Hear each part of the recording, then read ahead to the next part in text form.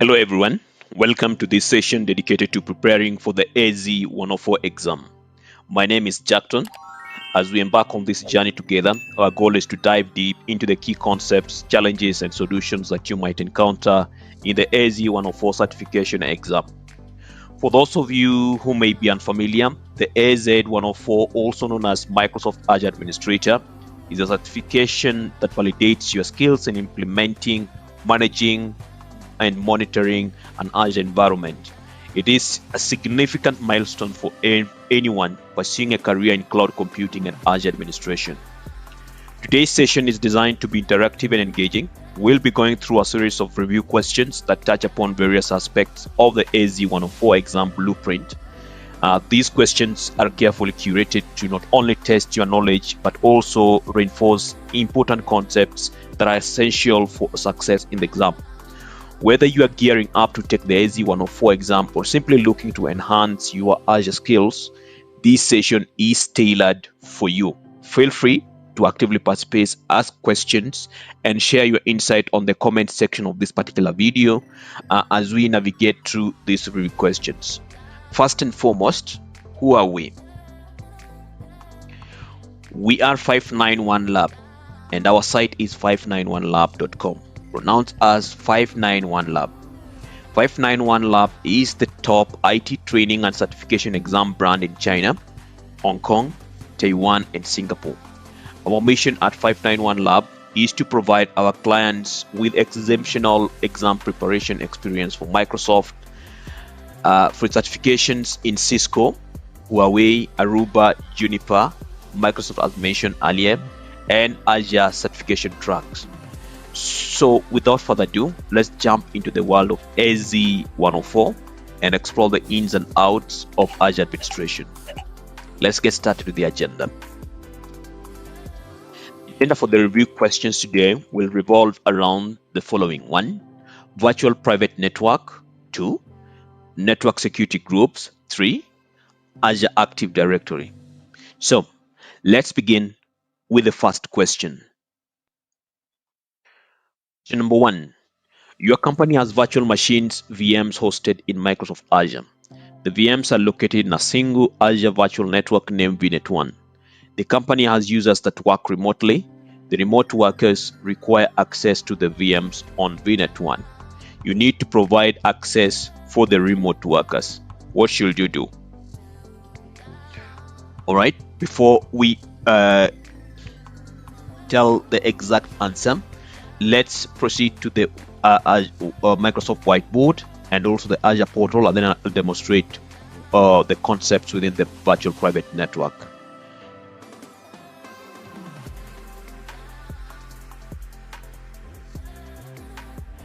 So if you have two environments, you have on-premises, you have Azure. So within Azure, you have resources are located within what we call the VNet, virtual network. And then on the on-premises, you have your network boundary, the network boundary. Inside this network boundary, inside your network on the on-premises, you have your servers and your client computer machines. This belongs to the users, client computer machines, and you have your servers as well. And then on Azure side, you have what the VMs which are hosting your workload, the VMs.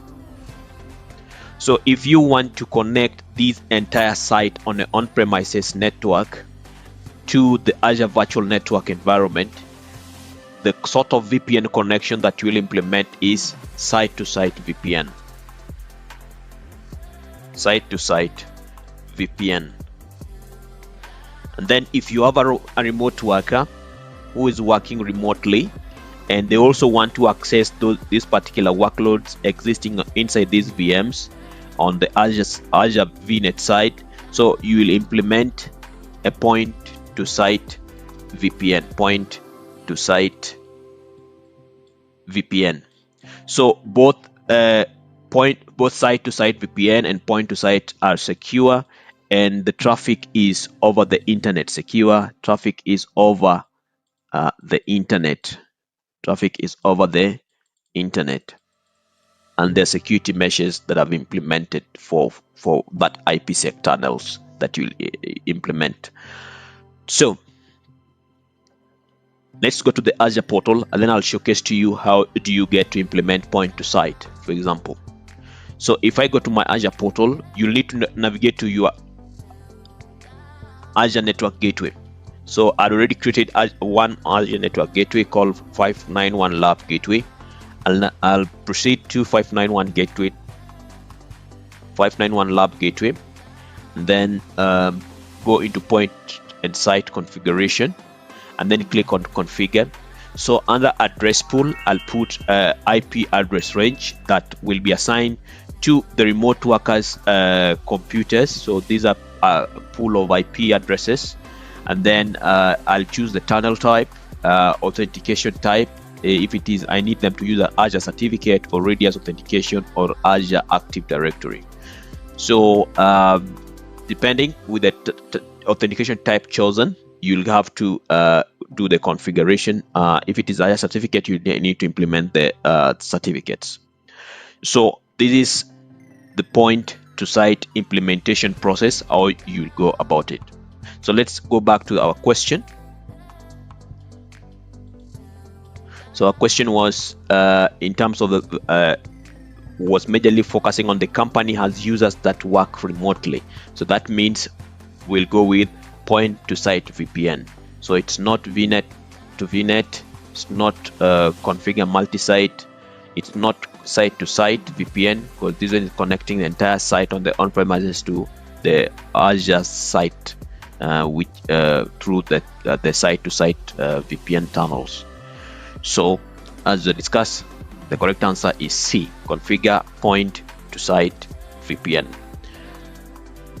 Question number 2. You're an Azure administrator for a company. The company has an on-premises network that includes several Windows Server virtual machines and an Azure virtual network. You need to ensure that the VMs in the on-premises network can communicate with the VMs in the Azure virtual network. What should you use? So, as discussed, kindly on the comment section, kindly indicate your answer as discussed, and then we'll review the answers. We'll review the answers on the comment section, because this is one of this question relates to the initial question. So I'll be able to review the answers and provide the precise answer on the comment section on this particular video. Thank you. Let's proceed to question number 3. Network security groups. Question 3. Your company has an Azure Active Directory subscription. You need to deploy 5 virtual machines, VMs, to your company's virtual network subnet. The VMs will each have both a public and private IP addresses. Inbound and outbound security rules for all these virtual machines must be identical. Which of the following is the least amount of security groups needed for this configuration? So let's go to the Microsoft whiteboard, and then I'll go to the portal as well, Azure portal as well, to showcase to you.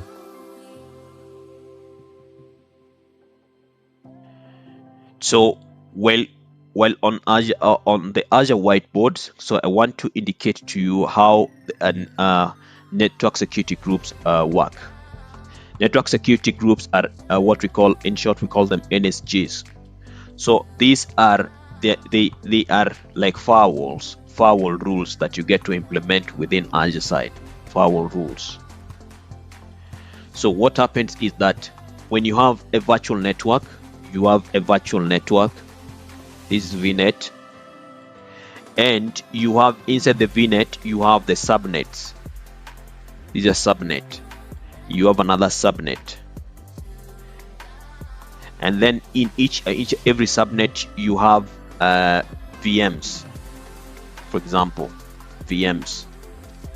So network security group, so when you have users, access to these VMs is happening from the outside. Let's say, for example, RDP access for login to this particular VM. So let's use these first subnets, subnet 1, subnet 2. So let's use the first subnet. So when these user who is sitting outside here with their machine, wants to log into this VM sitting on this particular subnet, that traffic needs to be enabled through the NSGs. That traffic needs to be enabled. So for RDP, we know very well the port is usually 3389. So this port needs to be open on this particular subnet, or rather on the VM, on the NSG. So you usually implement network security groups, and these network security groups can be attached to a VM itself, can be attached to a VM, or it can be attached to the subnet. The best recommended way by Microsoft is to attach the NSG on the subnet. So attach NSG on the subnet, not the VM. This is the recommended method. Attach the NSG on the subnet. So when you attach the NSG on the subnet, so when the traffic comes, it hits the NSG that is on the subnet, then that policy is reviewed, and then if the traffic needs to be allowed, then the user will be able to log into the VM. So in this case, remember, all these VMs are having their public, let's say they have all the public IPs. So when they're having the public IPs and private IPs, each and every VM has got what we call virtual network interface card. That is the NIC, virtual interface card. So every VM here has got virtual network interface card. And as mentioned, you can attach NSG on each and every virtual network interface card belonging to each and every VM. But that is not the recommended way to attach the NSG. The recommended way is to attach the NSG on the subnet level, so that when traffic comes, it hits the NSG on the subnet. Then if the traffic is allowed, it goes to the virtual machine. So let's go back to the Azure portal, and then I'll show you. So I'll go back here. So we'll go to a virtual network, for example. So the virtual network in this regard is the let's take an example of 591 Lab VNet, and then under the 591 Lab VNet we have subnets.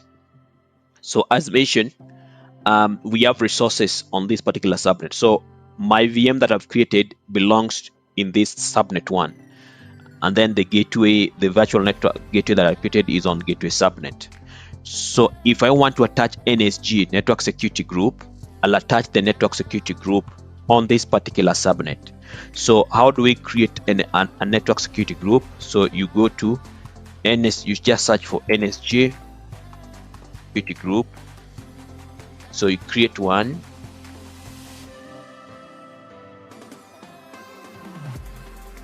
So I'll touch this. I say 591 Lab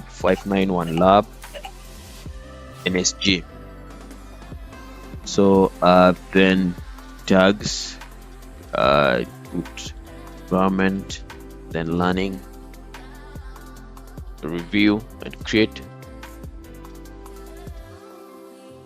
So create.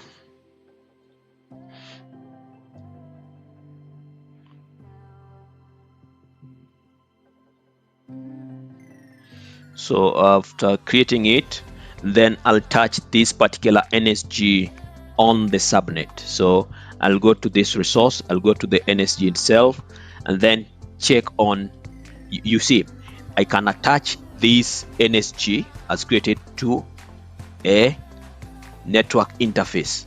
That is, if I want to attach it to a particular VM as indicated, or the best way that I've mentioned, you attach an NSG to a subnet. So I'll go to the subnet and then associate, and then click on the drop down. That's the virtual network that has been picked automatically on this resource group, and then click on the subnet is selected, the subnet, and then I say okay. So this NSG has been attached to this particular subnet, so meaning the traffic coming into this particular virtual machine hosted in this subnet, this traffic will need to be analyzed from the NSG attached to these subnets. So let's go back to our question. So it's saying the VMs will each have both public and private IPs. Inbound and output security rules for all these virtual machines must be identical. Now the inbound and security must be identical. Which of the following is the least amount of security groups for this configuration? So as we've seen, the answer here will be 1, because as we've seen that the NSG needs to be attached to a subnet. That's the recommended, and we only have one subnet here. So that is the reason why we are going with one NSG that will need to be attached. It's not 4, it's not 3, it's not 2, it's only 1. Next question. So next question still relates to NSG. This one you'll answer on the comment section, then we'll also provide the answers as the interaction goes along on the comment section. Okay, your company has an Azure Active Directory subscription. You need to deploy 5 virtual machines to your company's virtual network subnet. The VMs will each have both a public and public address. Inbound and outbound security rules for all these virtual machines must be identical. Which of the following is the least amount of network interfaces? Remember, now this is asking about network interface need for this configuration. So as mentioned, the network interfaces for virtual machines where we attach public and private IP addresses are separate for each and every VM. So how many VMs do we have here? We have the number of VMs to be 5. So that means if we have 5, then each and every VM will have their own NICs. So we have 5 NICs, 5 network interface cards for each for all the 5 VMs. So the answer here will be 5. Next question is in regards to Azure AD, Azure Active Directory. You have an Azure Active Directory Azure AD tenant named contoso.onmicrosoft.com that contains 100 user accounts. You purchase 10 Azure AD Premium P2 licenses for the tenant. You need to ensure that 10 users can use all the Azure AD Premium features. What should you do? So I'll navigate to the Azure portal and then I'll showcase to you.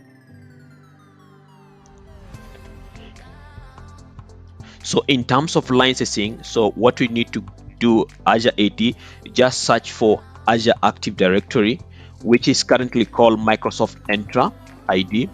So if you search for Azure AD, it will take you to you can see here Microsoft Entra ID. Click on the Microsoft Entra ID, then it will open the Azure AD, the old Azure AD. That is currently called Microsoft Entra, and then you'll go to what we call you want to assign licenses to users. So you purchase licenses. So if you purchase licenses and you want to assign them to a users, you go to the section written licenses. You'll find all the purchase licenses. So you'll see all the licenses you've purchased. So as of now, I don't have any licenses. So after you've purchased a license here, so you will request that license to be assigned to a particular user. So this is where you get all the products, you'll get all the licenses listed here, and then you can just click and assign those particular licenses to a particular user. So let's go back to the question. So you need to ensure that 10 users can use all the Azure AD Premium features. So what you do from the licenses blade, so A says from the licenses blade of Azure AD assign alliances. That is true. That's what we've seen, that to assign alliances you need to go to the licenses blade of the Azure AD, which is currently called Microsoft Entra ID, and then assign the licenses. So that is the recommended way. It's not B from groups. Don't this is not recommended, but this is not the right answer to assign the users alliances from the Azure AD domain. Add an enterprise application. This is out of even or out of the topic. From the directory role blade, each user modified. This is in terms of directory roles. This is not addressing licenses. So the correct answer here is A. So, conclusion. Thank you all for attending today's class at 591 Lab.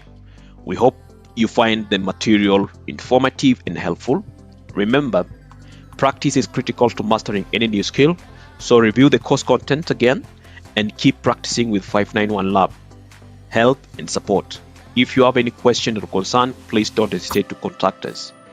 We appreciate your participation and look forward to seeing you in the future classes. Have a great day. Thank you.